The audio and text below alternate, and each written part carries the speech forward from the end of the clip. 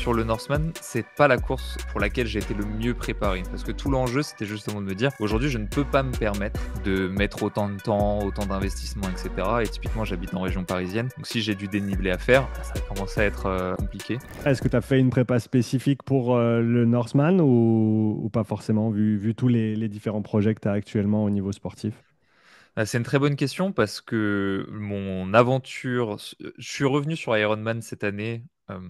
Bon, parce que s'il y a des gens qui me connaissent pas, je fais juste un léger feedback. Mais le but, c'était, je me suis lancé sur les réseaux en 2017 pour raconter l'aventure de comment est-ce qu'on prépare un premier Ironman, Hmm. et puis un premier en emmenant un autre, et puis un record en emmenant un autre, et puis les championnats du monde, etc. Bref, et de fait, j'ai été amené à augmenter mon volume d'entraînement de 3 séances par semaine à 16 séances par semaine, avec des semaines à 25-28 heures à la fin, etc. Donc oui, j'ai atteint un niveau de performance extrêmement élevé, parce que y a quand même un lien entre les deux. Euh, mais c'est pas quelque chose qui est soutenable pour quelqu'un qui travaille, qui a d'autres enjeux dans la vie que l'entraînement.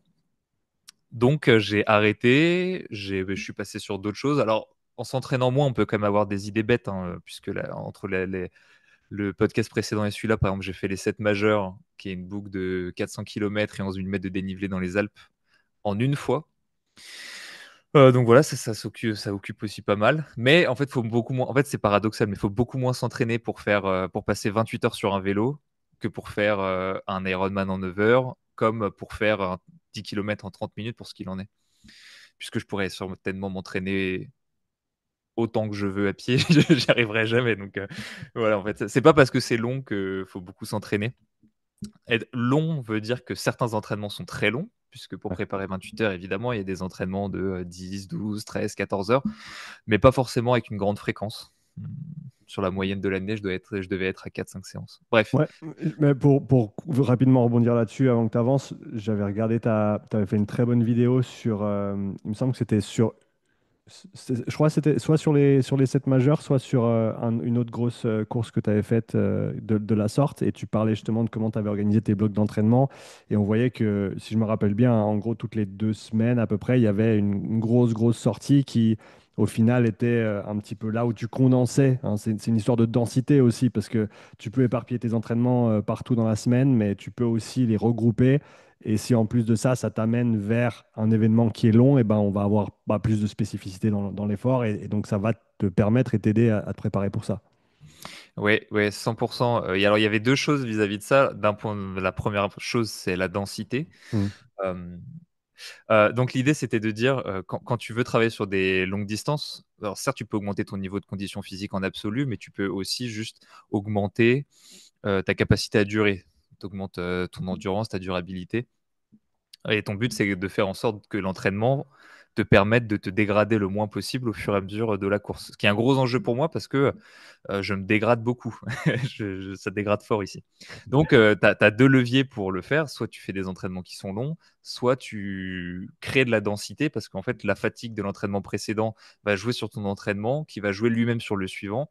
Et c'est pour ça, par ailleurs, que des triathlètes longue distance proportionnellement, font même quasiment pas d'entraînement aussi long que certains amateurs. Déjà parce que leur course est beaucoup plus courte, ça c'est quand même une chose, mais aussi parce que quand tu t'entraînes 3 fois par jour, tu as un roulement de fatigue qui te permet de travailler ta durabilité. Nous, en tant qu'amateurs, on peut densifier certaines parties de la semaine. Eux, c'est tout le temps dense. Mm. Donc, ils jouent sur les deux tableaux, et sortie longue et densité de l'entraînement. Donc, il y avait cet enjeu-là, en effet, sur lequel tu peux jouer quand tu t'entraînes peu. Ça demande quand même de l'expérience parce que tu peux pas densifier non plus tout et n'importe comment pour n'importe qui. Quand on débute un peu dans les sports d'endurance, il y a tout un enjeu de répartir la charge aussi pour qu'elle soit assimilée. Donc première chose, en fait, c'est plus, ok, quand je peux assimiler plus et que je n'ai pas forcément le temps pour m'entraîner plus, comment est-ce que je peux faire? Je densifie. Et la deuxième, c'est, je dois faire des trucs longs, mais j'ai pas particulièrement envie de faire des trucs longs parce que ça m'évite pénible. Et donc, à ce moment-là, tu as une planification où, au lieu de faire quelque chose de très progressif, tu t'acceptes d'être moins progressif et surtout d'être plus oscillant dans ta charge. Par exemple, tu peux faire, je sais pas si le but c'est de faire une sortie de 8 heures et d'y aller progressivement, tu peux faire 5, 6, 7, 8, comme tu peux faire 4, 6, 4, 8 par exemple. Mm. Ouais, au final, je pense que ça, c'est un concept qui est super intéressant parce que il se manifeste à plusieurs échelles et à plusieurs niveaux différents. Hein, c'est-à-dire que tu peux le faire au niveau de la journée d'entraînement, donc tu peux avoir des variations importantes de charge ou d'intensité entre les jours d'entraînement pour que ton corps puisse récupérer entre par exemple, les gros jours où tu as des pics quotidiens, des choses comme ça. Tu peux le faire au niveau d'une fourchette de 4-5 jours. Tu peux le faire au niveau de la semaine où tu as des semaines plus denses que d'autres ou des grosses sorties, puis après une plus petite sortie, puis après une plus grosse sortie. Tu peux aussi le faire sur des périodes encore plus larges avec des blocs, on va dire, d'un mois ou plus. Donc en gros, c'est un principe que tu peux appliquer à n'importe quelle échelle, quoi. Mais tu peux même continuer l'échelle, hein, parce que dans ton année, il y a des périodes où tu vas t'entraîner fort et d'autres non. Mhm. Et selon tes années, par exemple 2022, championnat du monde d'Akona pour moi, très grosse année. 2023, j'ai rien foutu. 2024, le Norseman, n'importe quoi. Les 7 majeurs, je m'entraîne ok, mais je veux dire, c'est pas non plus une densité folle. Et 2025, le Norseman. Donc, pareil, tu vois, tu prendrais un athlète olympique sur un cycle olympique. Il s'entraîne pas aussi fort la première année post-olympiade que l'année de l'Olympiade.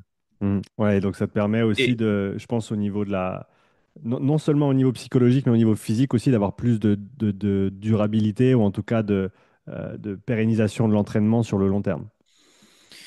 en fait, c'est une jauge dans le sens où hmm, si, si le but c'est de durer, ce qui marche très bien sur les sports d'endurance, beaucoup moins bien sur des sports explosifs. Bah, si le but c'est de durer, en effet, le fait de faire varier la charge te fait durer plus longtemps. Je prends un exemple un peu plus euh, micro si on part du principe qu'une année c'est macro. Mhm. Mais par exemple, moi j'aime beaucoup utiliser le fait d'avoir une semaine de récup toutes les 3 à 4 semaines. D'un point de vue physiologique, ça ne change rien. Parce qu'en fait, si ça te permet de faire des séances un peu plus dures, parce que tu sais que tu vas récupérer, mais si tu faisais pas ces séances un peu plus dures, tu n'aurais pas besoin de récupérer. Donc en fait, c'est le serpent qui se mange la queue. Mhm. En revanche, et particulièrement pour des amateurs, mais peut-être que pour des élites, c'est aussi la même chose parce que tout le monde a besoin de souffler mentalement. Tu as cet aspect 3-1, c'est vraiment, si ça s'est autant répandu, c'est jamais un hasard. D'ailleurs, là, je réfléchis souvent beaucoup à euh, des choses que tout le monde utilise. Personne ne sait pourquoi. La science prouve que c'est faux, mais tout le monde le fait quand même. On y reviendra. Par exemple, le digestif. C'était mon dernier, j'étais à Chamonix. Le digestif, on sait tous que ça fait pas digérer, mais dans toutes les cultures de tout le monde, sans que personne se soit rien dit, tout le monde veut digérer avec de l'alcool fort. Donc, au lieu de dire c'est de la merde, essayez de comprendre est-ce qu'en fait ça a un impact social? Bref, il y a un truc qu'on ne peut pas expliquer. Mhm. C'est la limite de la raison. Euh, J'en reviens à mon cycle macro. Bah, en fait, le 3+1, il y a l'enjeu de post-récup, t'écharpes. La deuxième, ça va parce que t'as qu'une semaine dans les pattes. Et la troisième, tu te dis putain, heureusement que c'est la dernière.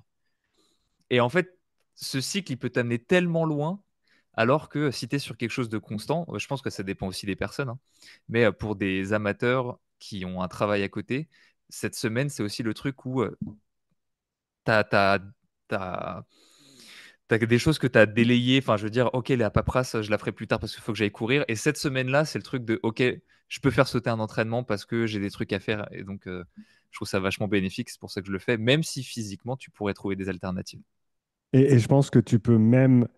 Tu as parlé du 3-1 qui, comme tu l'as dit, est un format qui fonctionne très bien et que j'utilise aussi comme base de travail. Après, ça peut être du 2-1, ça peut être du 4-1. Il y a d'autres formats que tu peux utiliser selon le moment de l'année. Et je pense ce qui n'est pas assez utilisé pour les amateurs, c'est d'essayer de caler ces cycles d'entraînement par rapport, par exemple, aux vacances. S'il y a des vacances et que tu sais que tu vas partir avec les gamins ou que tu vas avoir les gamins à charge, eh ben peut-être que c'est pas la semaine où tu veux avoir ta plus grosse semaine d'entraînement juste parce que le programme a dit qu'on était en semaine 3 d'un cycle de 4 semaines. Donc pourquoi pas à l'avance placer tes semaines de décharge là où tu sais que tu ne pourras pas vraiment être dispo pour l'entraînement ou que tu veux faire autre chose. Et de cette manière-là, l'entraînement, il se morfond avec ton rythme de vie qui, pour les non-professionnels, en fait, c'est le nerf de la guerre. C'est la régularité de l'entraînement et c'est souvent plus les choses en dehors de l'entraînement qui vont venir entraver plutôt que l'entraînement en lui-même. Bah, on a tendance à oublier que les vacances estivales, c'était pour permettre aux enfants d'aider au champ. En fait, c'est pas parce que l'été il fait beau et que c'est cool d'aller à la mer, hein. Ça, c'est quelque chose d'assez contemporain. À la base, c'est parce que les enfants, ils devaient servir à quelque chose à un moment. Et ben là, c'est exactement la même chose. Quand quelqu'un veut Mm. préparer, par exemple, le marathon d'Amsterdam qui est en octobre, je lui dis, ah, c'est cool. Qu'est-ce que tu as prévu de faire cet été? Parce que si t'as pas prévu de courir, ça va être une très mauvaise idée. Quelqu'un qui me dit, oh, je veux faire le marathon de Rome ou de Paris en avril, super bonne idée. T'aimes bien courir l'hiver? Parce que si t'aimes pas courir l'hiver, peut-être que tu vas avoir du temps à dispo, mais la nuit qui tombe à 15 heures. le froid, la pluie. euh, Tout le monde ne veut pas éprouver ce genre d'aventure quand il prépare un marathon qui est déjà une aventure assez compliquée en elle-même. Ouais, je pense que prendre l'année en considération dans sa planif et dans ses objectifs, c'est quelque chose qu'on fait pas assez et tu as bien fait de le remettre en avant. Je te relance sur le Norseman parce que à cause de moi, on s'est un petit peu égaré. Donc, ta prépa pour le Norseman, comment tu l'as organisé et comment tu as approché notamment tout ce qui est du dénivelé qui était bien plus conséquent que ce que tu as pu faire dans les autres Ironman que tu as préparé dans le passé. Alors le truc, c'est que sur le Norseman, c'est pas la course pour laquelle j'ai été le mieux préparé. Parce que tout l'enjeu, c'était justement de me dire, aujourd'hui, je ne peux pas me permettre euh, de mettre autant de temps, autant d'investissement, etc. Et typiquement, j'habite en région parisienne. Donc si j'ai du dénivelé à faire, voilà, ça a commencé à être compliqué. Donc il faut partir, par exemple, pour les 7 majeurs. Au total, sur l'année, j'ai dû passer 4 ou 5 semaines dans les Alpes. Une ou deux semaines par-ci, une semaine par-là, etc. Mais en tout cas, j'ai réussi à cumuler ces 6 semaines parce que bah, quand tu as 11 000 mètres de dénivelé positif, c'est autre chose que quand on a 3 300. Là, ça s'improvise pas. Donc, j'ai fait cet effort-là. Là, cette année, c'était pas le cas. Donc, j'ai accepté qu'à un moment, j'aurais mal au rein sur le vélo. Parce que j'acceptais que ça commence, tu prends 1002 ou 1004 d'un coup dès le début du vélo. C'est-à-dire que ça commence par un col pour sortir du fjord. Hmm. J'acceptais que voilà, je serais moins performant, mais que en échange, j'aurais pas besoin de passer autant de temps à la montagne, donc je pourrais rester avec mes proches, je pourrais rester sur Paris, etc. Hmm. Donc ça, c'est une des premières choses, accepter le sacrifice. Deuxième sacrifice qui a été fait, c'est vis-à-vis du volume d'entraînement. Quel est le minimum que je peux réaliser pour être fier de moi et avoir l'impression d'avoir les armes nécessaires pour me battre le jour J. Donc j'ai fixé que c'était 8 entraînements par semaine. Euh, Ce qui fait, si tu fais un ou deux bi quotidiens, tu peux avoir quasiment un jour de repos Hmm. pour faire ce que bon te semble. Donc oui, il y a eu cet enjeu pour moi de me dire, tu peux faire plus, mais c'est suffisant. Et ça, c'est vraiment compliqué parce que, surtout sur des profils, je pense que tu en fais partie, où tu veux toujours aspirer à progresser, à être tiré vers le haut, se dire c'est suffisant et tu es suffisant quand tu es sur le ferry, qu'il va falloir plonger dans cette eau froide et que tu es en mode, tu sais, tu commences à dire putain, j'aurais pu faire plus, j'aurais pu faire ça, j'aurais pu aller à la montagne pour d'autres. Calmer ça en disant, c'est l'expérience qui permet aussi ça. Tristan, tu es suffisant pour ce qui va t'attendre.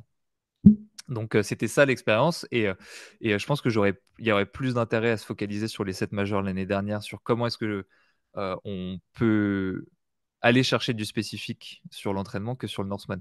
Et ce qui permet de dire, en fait, on n'a pas besoin d'être optimal pour faire les choses non plus. Parfois, l'important, c'est juste de faire.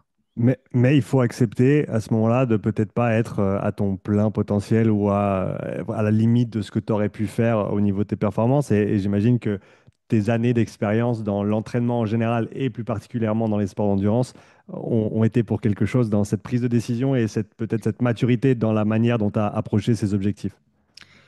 Bah, c'est sûr que savoir que tu battras jamais ton record, ça aide à pas vouloir le battre. Déjà, c'est vrai que quand tu sais ce que ça va coûter pour potentiellement pas réussir. Alors, ce qui est intéressant, c'est quand même, tu vois, entre mon record sur la distance qui était en 2021 et aujourd'hui, j'ai 4 ans de plus d'entraînement. J'ai les 7 majeurs qui m'ont fait quand même pas mal borner de tête entre 15 et 20 000 km l'année dernière. Donc, ça représente quand même quelque chose. Tu vois, c'est amusant de se dire, j'ai regardé ma puissance moyenne sur le vélo quand je suis arrivé à 4h45, qui est l'équivalent de la durée où normalement je pose le vélo. Bon, là, il me restait 1h30, 2 heures, mais d'habitude, c'est là où je pose le vélo. Et en fait, j'étais à 5 ou 6 watts moyens de différence par rapport à 2021. Hmm. C'est un effort très différent parce que Ouais. comme tu es en montée, parfois tu peux développer plus de puissance et puis il y a plus de variations qui fait que tu as par exemple moins besoin d'être sur les barres en position aérodynamique, chose pour laquelle par exemple je me suis aussi peu entraîné. En fait, il faut savoir, il y a aussi ce truc-là de, euh, je sais pas si tu vois, t'as vu Mulan, le dessin Oui. animé, Il l'original. y a- il y a très longtemps, mais oui. Et bah, il y a un moment où le père, qui est l'un de mes meilleures scènes de dessins animés de Disney, où il prend sur lui le fait de représenter le mal qui va aller à la guerre. Bref. Et il reprend sa vieille épée, mais il arrive mal à la manier, et puis il se blesse, et puis il se fait mal à la hanche. Bah, Hmm. j'avais vraiment l'impression d'être ça. Tu remets la trifonction, tu remets le vélo. tu sais que normalement, il faut s'entraîner 4 mois à la position pour être efficace en position aérodynamique. Mais là, tu t'en fous. Tu as un mois de prépa devant toi. Tu te fais ta mal au dos, mais t'es en mode putain, qu'est-ce que je suis rapide. Et puis, en fait, tu vas comme ça parce que ça te fait aussi plaisir de remanier ta vieille épée, quoi. Ouais, ouais, ouais, trop Et bien. puis, tu vas pas à la guerre, donc il n'y a pas de risque. Donc,